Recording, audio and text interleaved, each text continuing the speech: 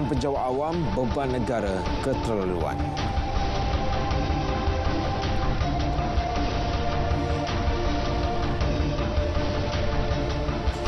Assalamualaikum dan selamat malam. Berita tengah malam bersama saya Nazri Fahmi Syukri.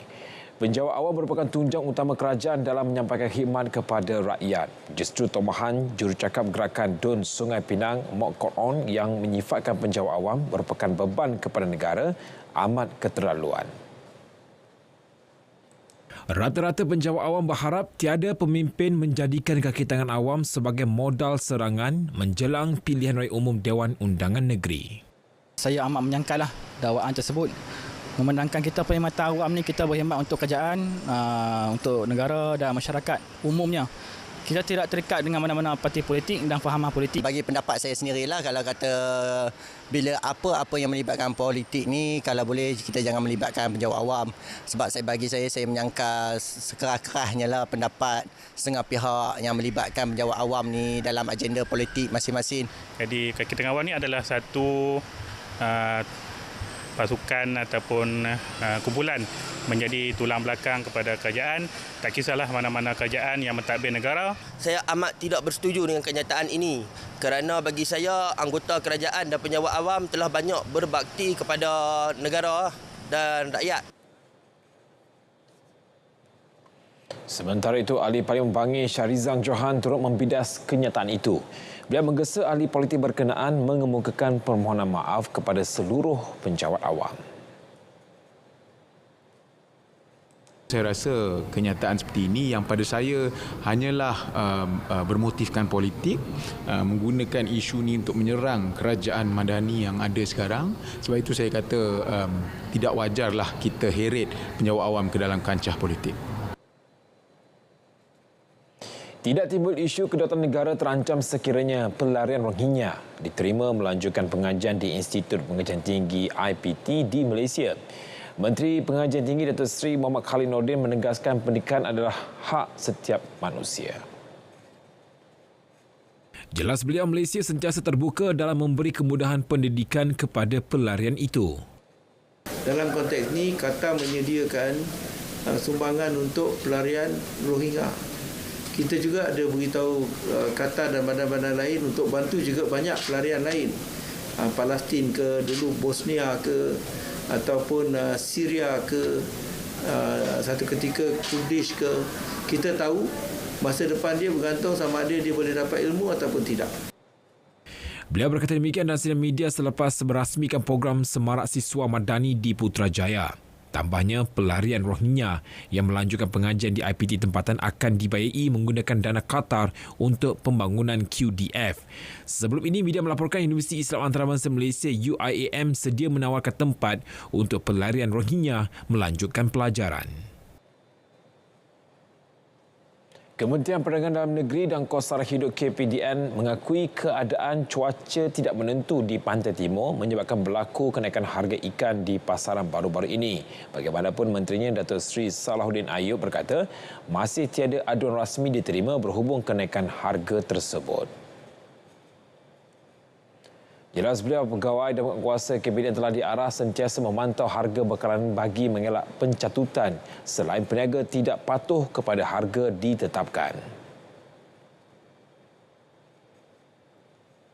Memang berlakunya kenaikan beberapa harga ikan itu, namun kita dapati dalam masa 2-3 hari ini keadaan kembali stabil. Iaitu ada barang yang macam sayuran, ikan ini memang bergantung pada keadaan cuaca dan keadaan supply yang kadang-kadang begitu tinggi.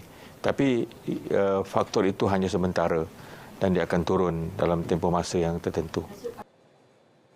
Beliau berkata demikian kepada pemberita selepas Majlis Perasmian Pameran Hadiah Malaysia edisi ke-13 2023 di Ibu Negara. Kerajaan akan terus memperkukuh jaringan perniagaan antara Malaysia dan Republik Turkiye selain mengalu-alukan syarikat dari negara berkenaan untuk meneroka pelbagai peluang perdagangan di negara ini. Menerusi catatan di Facebook, Perdana Menteri Datuk Seri Anwar Ibrahim memaklumkan beliau telah menghadiri majlis makan malam dan dialog anjuran independen industrial and Businessmen Association (MUSAID). Ia sempena misi perdagangan yang terdiri daripada 41 syarikat dari Turkiye. Dia berkata Turkiye kekal menjadi satu daripada rakan perdagangan penting Malaysia di rantau Asia Barat. Sehingga kini 6 projek pembuatan dengan pelaburan Republik itu telah dilaksanakan di negara ini melibatkan jumlah pelaburan bernilai 429.2 juta ringgit.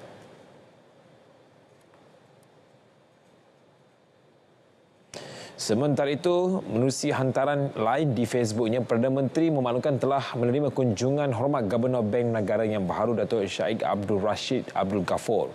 Datuk Seri Anwar Ibrahim yakin Datuk Shaikh Abdul Rashid mampu meneruskan kebajikan monetari yang mampan dan stabil. Datuk Seri Anwar turut menaruh sepenuh kepercayaan kepada Datuk Shaikh Abdul Rashid dalam mendepani cabaran semasa sekaligus mencipta lonjakan baharu buat negara. Datuk Shaikh Abdul Rashid bakal mengambil alih jawatan Gubernur daripada Tan Sri Nur Samsiah Muhammad Yunus yang dijadual menamatkan khidmatnya pada 30 Jun ini. Perdana Menteri tidak ketinggalan mengutuskan perhargaan buat Tan Sri Nur Samsiah atas jasa bakti beliau mengemudi Bank Negara, terutama ketika negara melalui saat-saat sukar sepanjang tempoh dibelenggu pandemik COVID-19.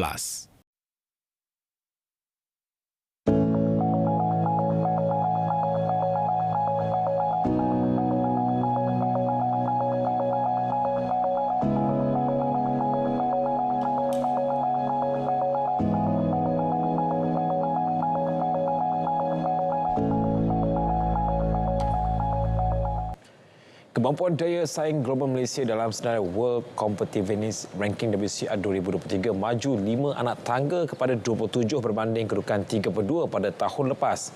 Kementerian Pelaburan Perdagangan dan Industri MITI menerusi kenyataan memaklumkan pencapaian itu pengiktirafan kepada usaha negara dalam mengukuhkan asas ekonomi.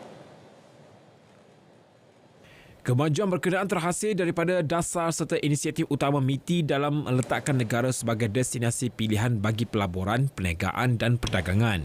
WCR merupakan inisiatif oleh Pusat Daya Saing Dunia WCC, Institut Pembangunan Pengurusan IMD yang merupakan laporan tahunan terkemuka mengenai daya saing negara sejak 1989.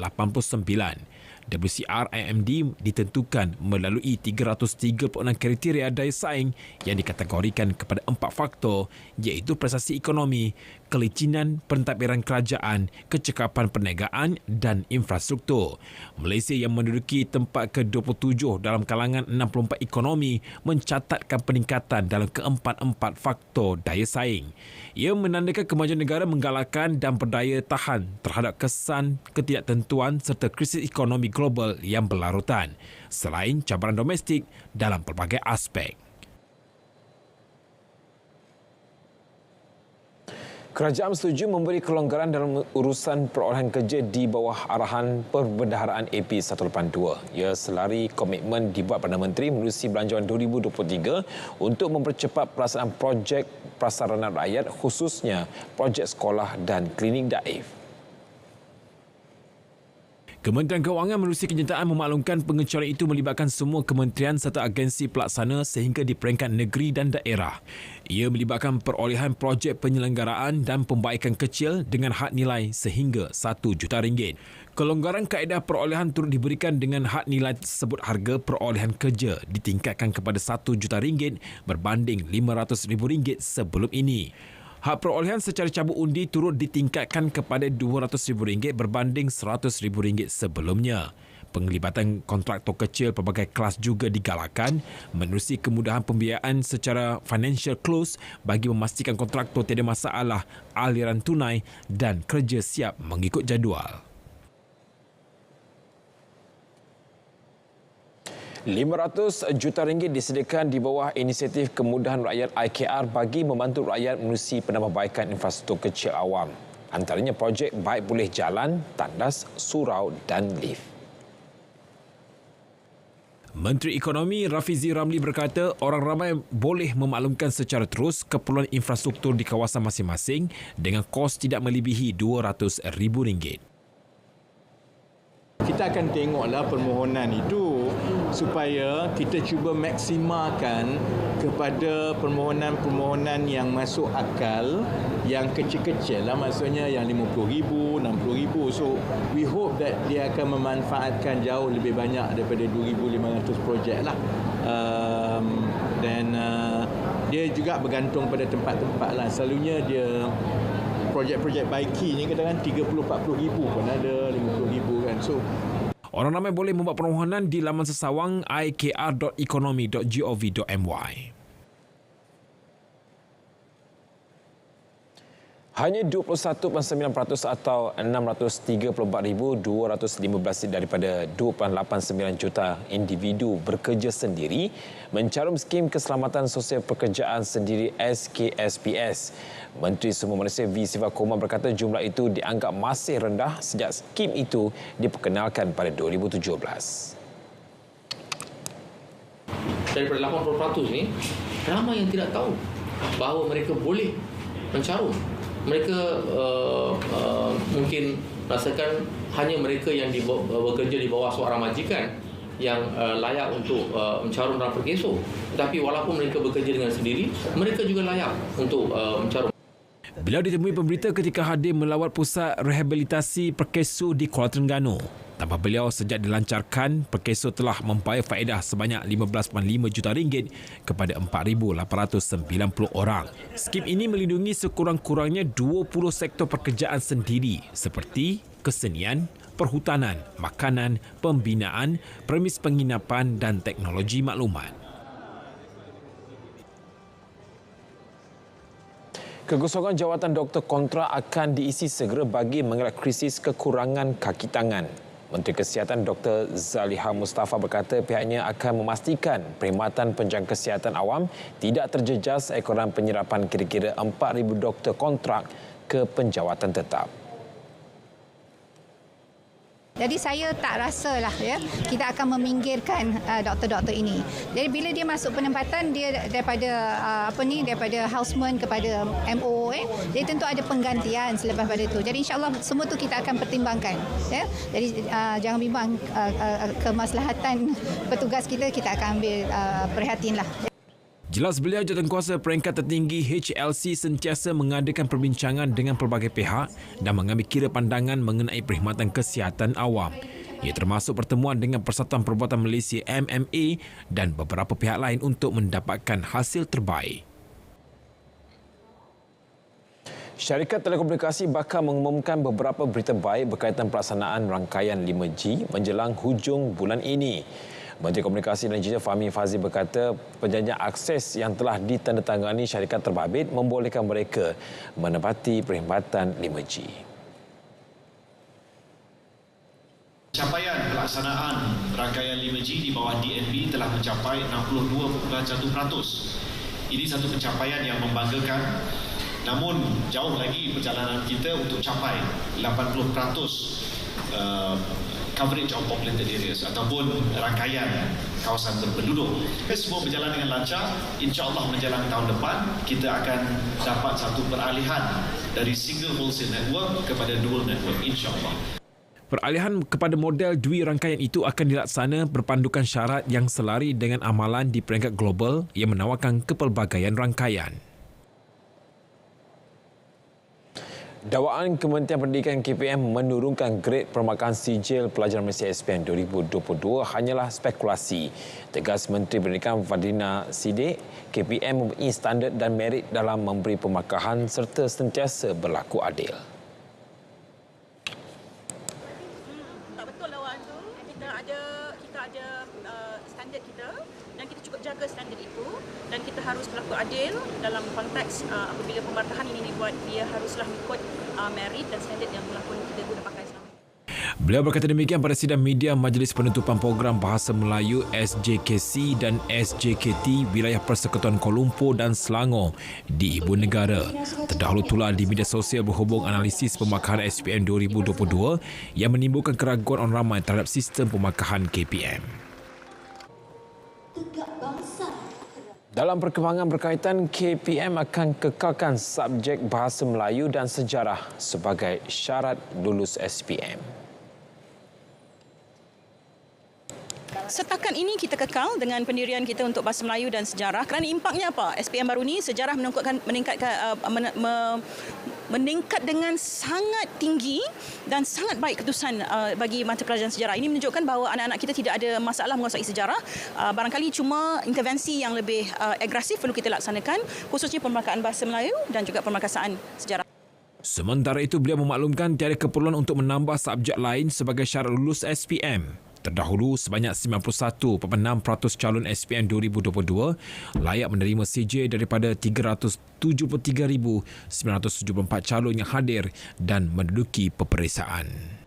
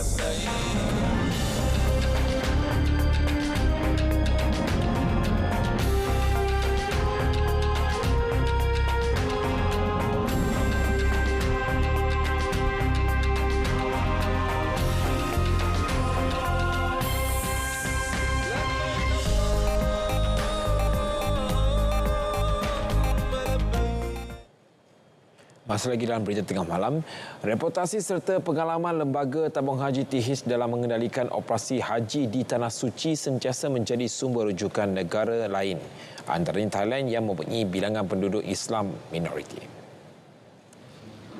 Pertemuan tahunan antara TIHIS dengan rombongan haji Thailand berkongsi ilmu untuk penambahbaikan pengurusan haji. Pengurusan dana TIHIS yang kukuh seterusnya membolehkan urusan haji dilaksanakan dengan baik setiap tahun turut jadi topik perbincangan.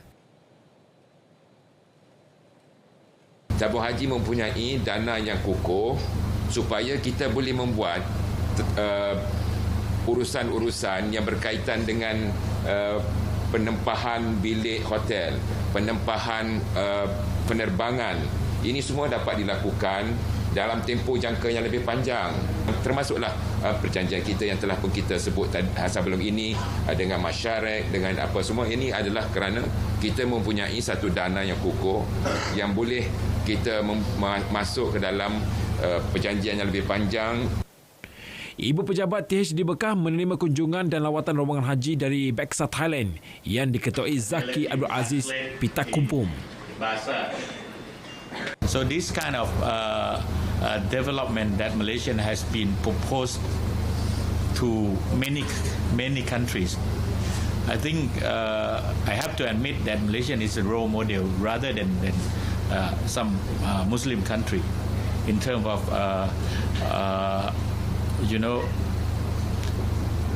educating people from very young generation to save for the religious mission like a Hajj. Thailand juga pernah menjadi jemputan semasa muzakarah dan nadwah di Malaysia bagi tujuan yang sama. Sejumlah 67% veteran Angkatan Tentera Malaysia ATM mendapat pekerjaan menerusi latihan Perbadanan Hak Ehwal bekas Angkatan Tentera Perhebat. Seramai 22,398 veteran tamat latihan peralihan dalam tempoh 5 tahun bermula 2018 hingga 2022. Timbalan Menteri Pertahanan Adli Zahari berkata daripada 10,072 veteran yang dihubungi, seramai 6,771 telah bermajikan selain menyertai ekonomi GIG. Mana daripada 5,000 hingga 6,300, 82% berhasrat untuk menjalankan perniagaan sama ada secara sepenuh masa ataupun bekerja sendiri. Manakala 17% berhasrat untuk bekerja secara bermajikan. Perhebat melaksanakan pelbagai program latihan peralihan bidang teknikal, vokasional TVET dan keusahawanan. Tahun ini seramai 606 peserta menerima diploma dan sijil di 10 negeri.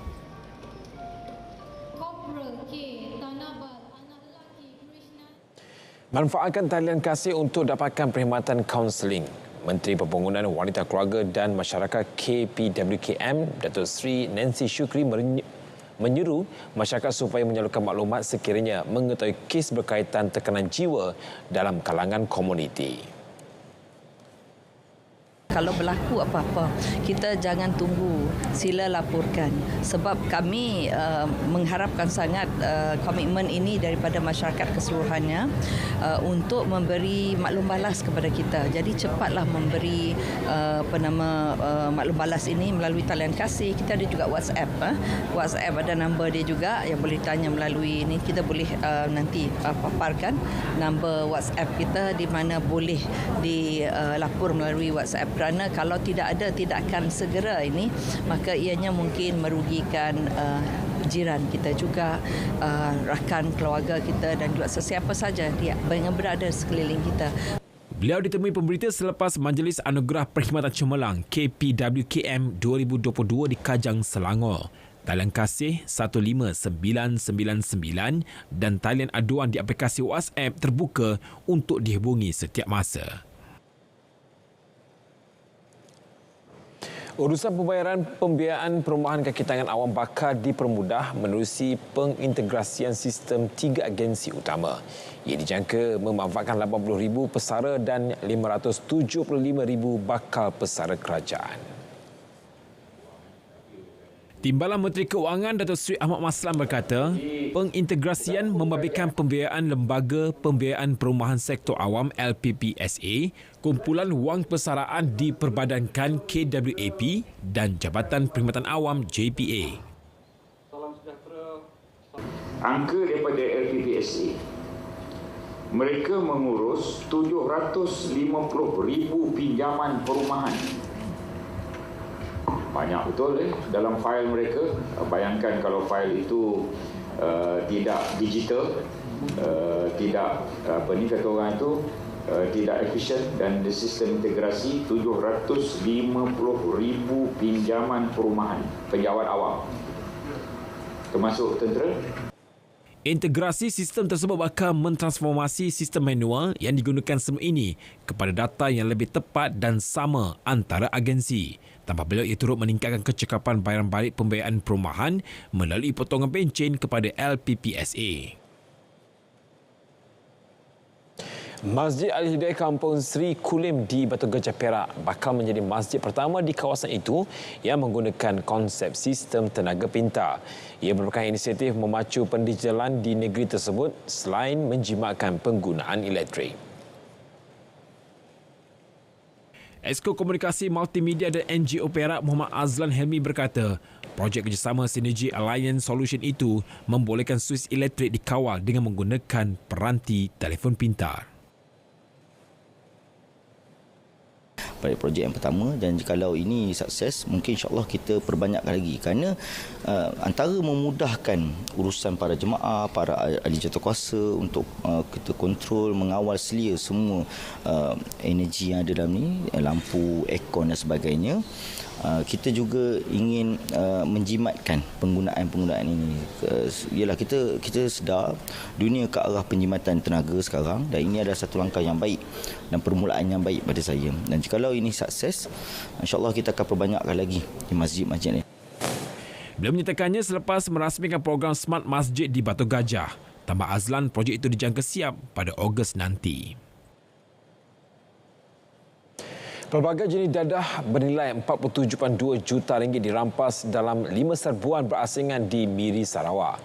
Pengarah Jabatan Siasatan Jenayah Narkotik JSJN Bukit Aman Datuk Seri Muhammad Kamaluddin Muhammadin berkata, nilai rampasan tersebut merupakan yang tertinggi di negeri itu setakat ini. Jelas beliau, operasi dilakukan di pusat hiburan dan stor penyimpanan dadah. Pihaknya turut menahan 117 individu terdiri daripada 58 lelaki dan 59 wanita. 57 daripada mereka didapati positif dadah. Dalam operasi ini, pihak polis telah berjaya merampas sejumlah 768.5 kilogram sebagai dadah yang dianggarkan bernilai ringgit Malaysia 40.2 juta. Pecahan dadah yang dirampas adalah MDMA iaitu metal konsorsi vitamin 81.8 kg, ketamin 686.7 kg dan pil kaliminfat 1.15 gram. Beliau berkata demikian dalam sidang media di Ibu Pejabat Polis Daerah Miri. Tambah Datuk Seri Muhammad Kamarudin sedikit berkenaan dipercayai mula bagi aktif sejak Februari lalu. Bekalan dadah diperolehi dari Brazil dan Taiwan. Ia disimpan di premis kediaman yang dijadikan stor penyimpanan dadah sebelum diedarkan untuk pasaran tempatan.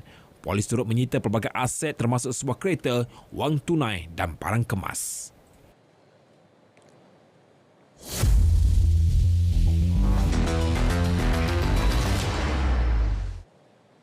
Bola sepak persahabatan antarabangsa, skuad Harimau Malaya meneruskan momentum kemenangan dengan berpesta gol membelasah Papua Nugini 10-0 di Stadium Sultan Mizan Zainal Abidin, Kuala Terengganu.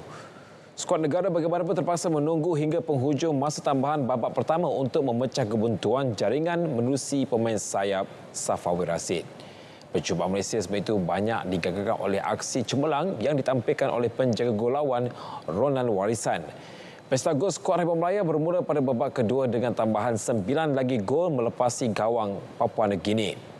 Arif Aiwan Hanafi meledak 4 gol manakala Paulo Josue melakar jaringan hat-trick.